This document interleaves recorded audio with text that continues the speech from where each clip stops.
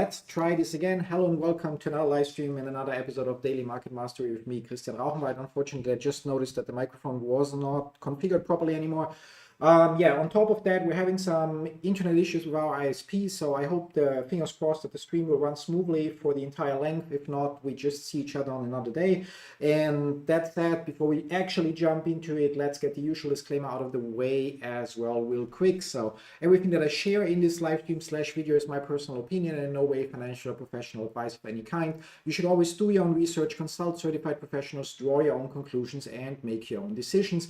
And outside of that, as always, don't forget, like, subscribe, enable notifications. And if you're curious about the broker I'm using, the charting software I'm using, or the strategy I'm following, you can find all the links to those things in the description down below. And the one thing I want to recommend, if you haven't done so, is check out the Elliott Wave Principle, which you can actually read online for free when you're using the link in the description down below. Now, with that said, let's jump into it. So we can see that we have a slightly red start into the day, but nothing major. And we're actually gonna jump directly to the charts. So for this week, what's relevant for my portfolio is basically just the GameStop development to see if our calls here the calls that we wrote will expire worthless or not, since we hold these shares on the other end.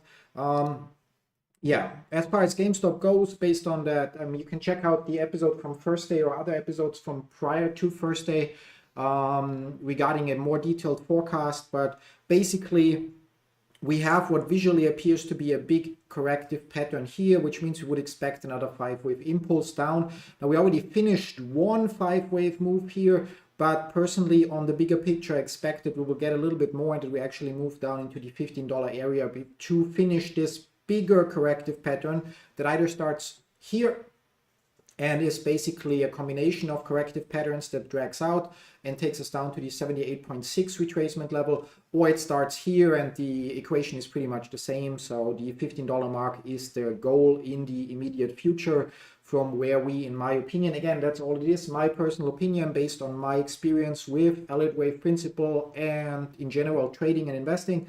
But from this $15 mark, we should then see the upwards movement. Now, with that done, let's jump to the next thing. Novavax actually had a decent push recently. Turns or looks like we actually are on track here. And the assumption here with the triangle just got wrong, although that was not the overall labeling. The overall strategy or labeling here was that, in my opinion, we finished a 4th wave down here in a nice 3-wave corrective pattern and should potentially now be in wave 5. That wave 5 target would be between $30 and $60, so quite some upside. And while we're not totally out of the woods yet, so we basically have to see if we push through this mark here, otherwise the triangle assumption, so let's undo that. So that assumption here still would be valid. That would then expect another push further down, and then from there we get our final move up. Either way, so it's possible, that triangle pattern actually still would be possible on the chart. But outside of that, which would give people a better entry possibility, although it's not too much better, like we're talking about 10% or so. Outside of that, I actually think that if this is not a triangle where we then actually to finish the entire corrective pattern, in which case wave 4 technically wouldn't be finished yet, but the end of wave 4 would be at the E point of the triangle pattern.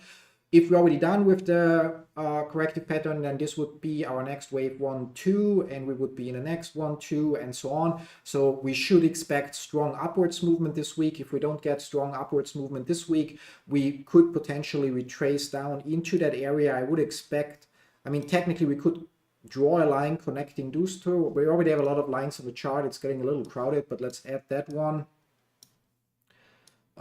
Connecting those 2 points, and we would expect for a wave E to break a little bit below. So we would expect to maybe go to the $11 mark briefly. So basically to finish that wave E in that triangle, and then we would then get our upwards development. Either way is fine. As for profit targets, we know our, in quotes, ultimate wave 5 profit target.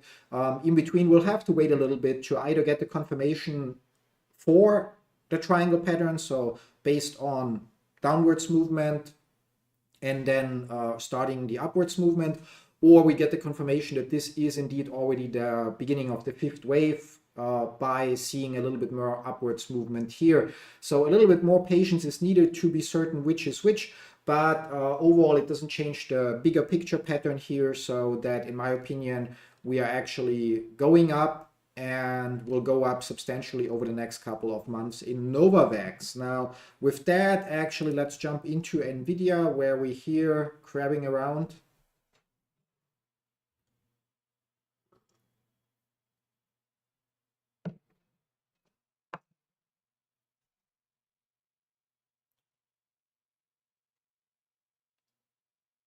The tricky picture, if we look on these scales on the 8-hour chart, it could be, not saying that that's what I think it is, but it could be basically that we are looking at diagonal downwards, although it would need to be a leading diagonal, since it would be wave one of a bigger pattern in the form of 1, 2, 3, 4, and 5 in progress.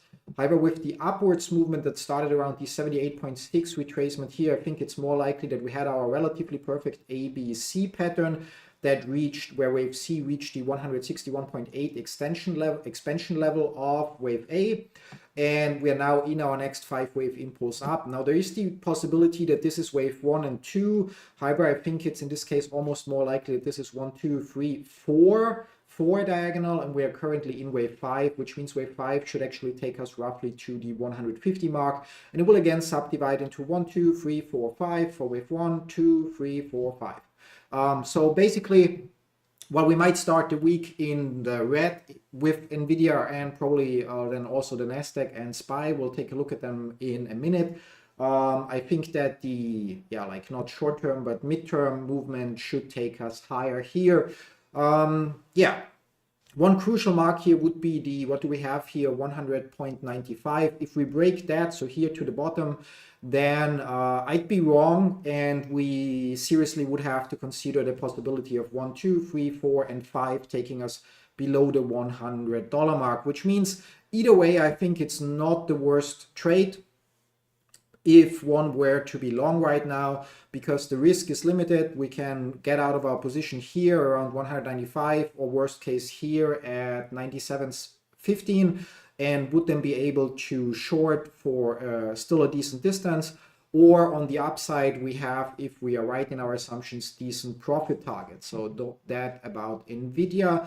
Now, Barnes & Noble moving up today a little bit, so looks like we finished our correction here finally. So basically we had our pattern here 1, 2, 3, 4, 5, which finishes technically wave 1. Wave 1 retraces 38.2%, which is one of the common levels of turnaround, where very often corrective patterns stop and then basically, or terminate, and then basically we go in the other direction, which means it's very likely that we are now going to see a third wave move. Now there's still the other option. This could only be wave A, we get wave B, and we get wave C further down. But considering how much this with the naked eye looks like A, B, C, and if we drag an expansion on the chart for potentially this, we can see that we also are within the target levels for that was the wrong one. Okay, let me catch the right pattern to adjust here. There we go. So we are far within the target areas. The 100% target actually overlaps with the 38.2 retracement. So I think that's the most likely scenario here, which means we can now apply a big extension here to this entire move, which would give us the long-term wave 3 targets, and we can see they are also quite substantial. So I'm gonna have to take a note here to look into that later. 1 second.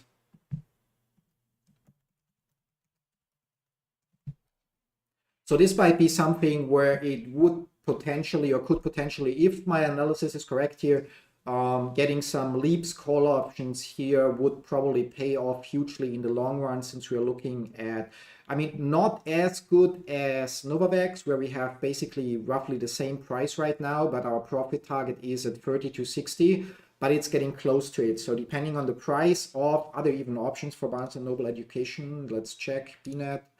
No, there are no options. So don't need to check or look into that. So Which means, yeah, I mean, one could play it as a share, so just buy the shares. Stop loss would need to be with roughly 50% risk at that low here, and or alternatively, if once we break the 1439, we could put the stop loss here at 960. Yeah. Until then, it's still possible that the corrective pattern isn't finished yet, and then we'll get another push down.